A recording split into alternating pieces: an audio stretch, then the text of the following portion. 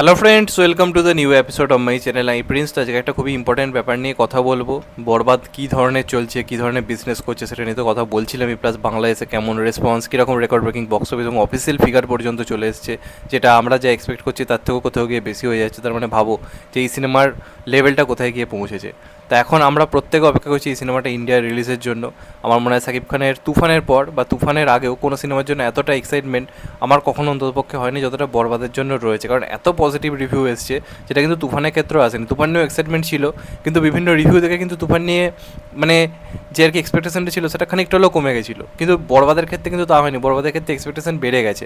যে কারণে কিন্তু আমাদের এখানে কিন্তু বরবাদ রিলিজ নিয়ে একটা কিন্তু ইনিশিয়াল হাইপ কিন্তু দেখা যাচ্ছে, কথা হচ্ছে সিনেমাটাকে নিয়ে, যেটা রিসেন্ট শাকিব খানের বহু সিনেমার ক্ষেত্রে দেখা যায় না। তো এখন সেরকম একটা ব্যাপার নিয়ে কথা বলবো। তার জন্য ছোট্ট রিকোয়েস্ট, যদি চ্যানেলটা নতুন হয়ে থাকো চ্যানেলটাকে অবশ্যই সাবস্ক্রাইব করে দিও and get the bell icon.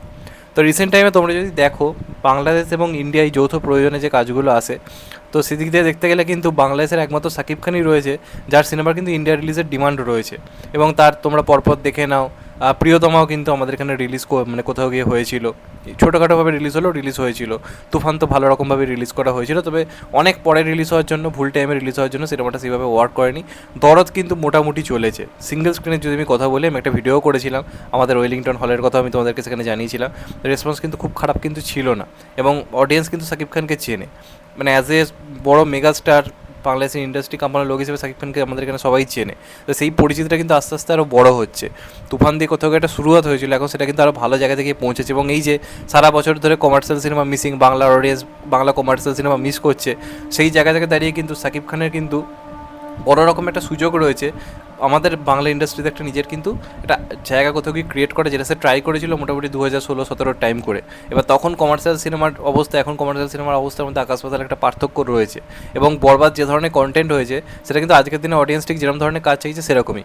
তো সেদিক দিয়ে এখন কথা উঠে আসছে এই সিনেমাটার ভারতে রিলিজ নিয়ে। আমি এখন অফিসিয়াল জানি না ভারতে ঠিক কবে রিলিজ করবে বলে, নানা রকম তথ্য উঠে আসছে। আমি অফিসিয়ালি একদম জানি না কবে রিলিজ হবে ভারতে। তো হোক, আমি চাই মন থেকে হোক, ভালো করে হোক।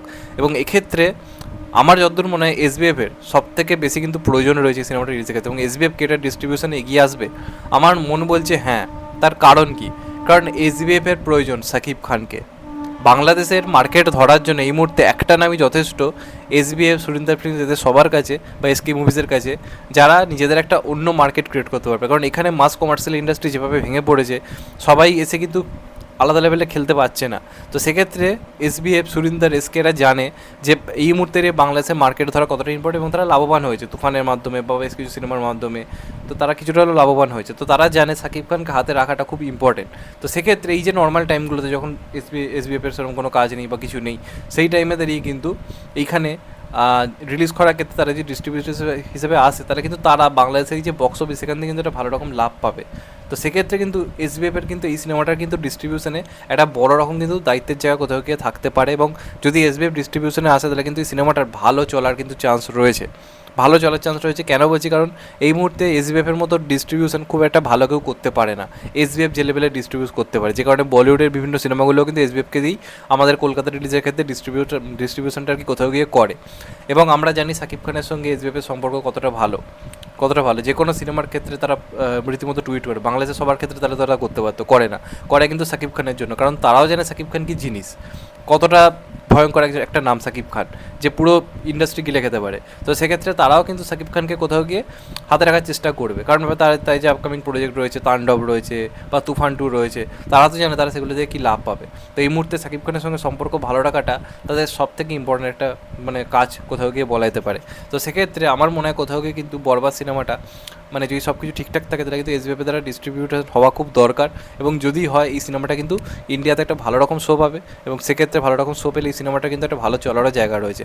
নাম্বার 1 রিজন হচ্ছে যিশু সেনগুপ্তর কাজের এখানকার অডিয়েন্স দেখে, সে এখানে একটা বিরাম ভিলেনিয়াস ক্যারেক্টার প্লে করেছে, এটা কিন্তু ইনিশিয়াল হাইপ বাড়িয়ে দেওয়ার জন্য যথেষ্ট, এবং যে কারণে বরবাদিন একটা হাইপ রয়েছে। প্লাস ইদিকা পালের আমাদের এখানেও কিন্তু একটা ভালো রকম জনপ্রিয়তা রয়েছে, আপনার খাদান। আমাদের কাছে প্রচুর অডিয়েন্স প্রিয়তমা থাকেনি, কিন্তু প্রচুর অডিয়েন্স খাদান দেখেছে, যে কারণে কিন্তু ইদিকা পালের ওপর একটা এক্সপেকটেশন আছে। এবং চাঁদমামা যে গানটায় নুসরাতের যে ক্যামিওটা, সেটা কিন্তু আমাদের এখানেও ভালো রকম হাইপ তুলেছে। আমাদের এখানে ঈদ যে বিভিন্ন উৎসব হলো, সেখানে কিন্তু এই গানটা বেজেছে। তো যে কারণে বুঝতে পারছো যে আস্তে আস্তে কিন্তু দুই বাংলাতে কিন্তু সাকিব খান নিজের আইডেন্টি ক্রিয়েট করছে, এবং কোথাও গিয়ে এই যে বাংলাদেশের সিনেমা এখানে রিলিজ হওয়া বন্ধ, একমাত্র কিন্তু সাকিব খানের সিনেমা এখানে রিলিজ করতে সবাই বসে আছে। কেন? এর কারণটা কি? কারণ তারাও জানে যে কটা দিন ফাঁকাই আছে সাকিব খানের সিনেমা নিয়ে আসো, একটা নির্দিষ্ট অডিয়েন্স আসবে, দেখবে, চলে যাবে, কিছুটা হলেও তো লাভ হবে এবং বরবাদ এলে কিন্তু ভালো রকম চলবে, এটা আমার কোথাও গিয়ে মনে হয়। তো দেখা যাক শেষ পর্যন্ত এসবিএফিটার ডিস্ট্রিবিউশনে আসে কিনা, কারণ এসবিএফের থেকে ভালো ডিস্ট্রিবিউটার আই থিঙ্ক আমাদের কলকাতা রিলিজের ক্ষেত্রে বা বাংলা রিলিজের ক্ষেত্রে, ওয়েস্ট বেঙ্গল রিলিজের ক্ষেত্রে কেউ করতে পারবে না। তো দেখা যাক শেষ পর্যন্ত কি সিদ্ধান্ত হয়, এবং চাইবো ভালো করে রিলিজ হোক, বেসিক্যালি সিঙ্গেল স্ক্রিনকে যেন টার্গেট করা হয়, কারণ মালদা, বীরভূম, তারপর আসাম, এই সমস্ত দিকে কিন্তু সাকিব খানের একটা ভালো ফ্যান ফলোয়িং রয়েছে, ডায়মন্ড হারবার, এই সমস্ত দিকে কিন্তু সাকিব খানকে লোকে পছন্দ করে, আমি দেখেছি এর আগে বিভিন্ন ভিডিওতে। তো সেক্ষেত্রে যদি এই জায়গাগুলোকে টার্গেট করা হয়, মাস সার্কিটকে যদি টার্গেট করা হয়, ভালো করে প্রমোশন করা, আই থিঙ্ক এই সিনেমাটা কিন্তু ইন্ডিয়াতে একটা মোটামুটি কিন্তু বিজনেস করতে পারবে, এবং সাকিব খানের মার্কেট আস্তে আস্তে এখানে ভালো জায়গায় গিয়ে পৌঁছচ্ছে, সেটা আরও বড় হবে। তো দেখা যাক লাস্ট অব্দি কী হয়। তোমাদের এটা নিয়ে কী মতামত অবশ্যই কমেন্টে জানাতে ভুলো না। চ্যানেলটা নতুন হলে চ্যানেলটা সাবস্ক্রাইব করে দিও and get the bell icon.